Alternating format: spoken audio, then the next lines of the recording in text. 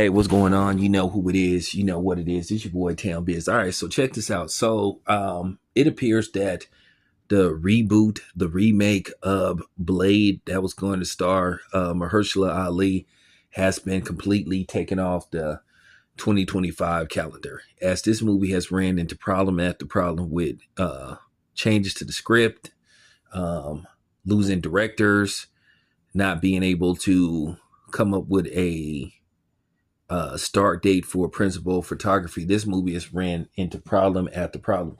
And then, not to mention, Mahershala Ali is 50 years old. Wesley Snipes, I think, was like in his late 30s when he started to play Blade.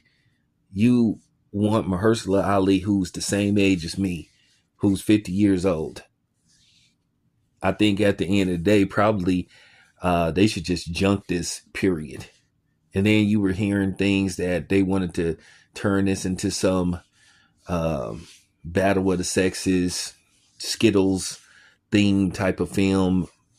And a lot of people who love Blade and Pierce was like, we don't need that. And Disney is known for that. And people are just like, enough is enough. So it's just a lot of things coming into play with this film not being able to get did for, or just a variety of different reasons, from losing directors to script rewrites to start dates, and Mahershala Ali's availability. I just think this film is a disaster in the making.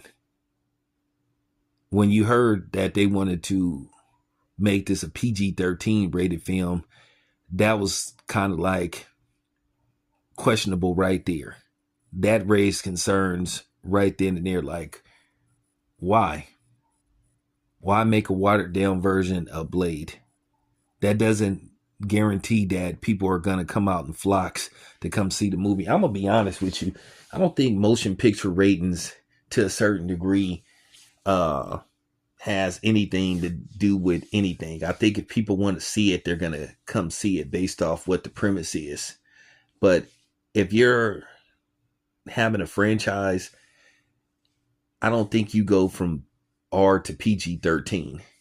I think that was one of the things that hurt Die Hard would have, one of those Die Hard movies. I can't remember which Die Hard it was. Oh, I think it was Live Free or Die Hard, when they made that movie PG-13.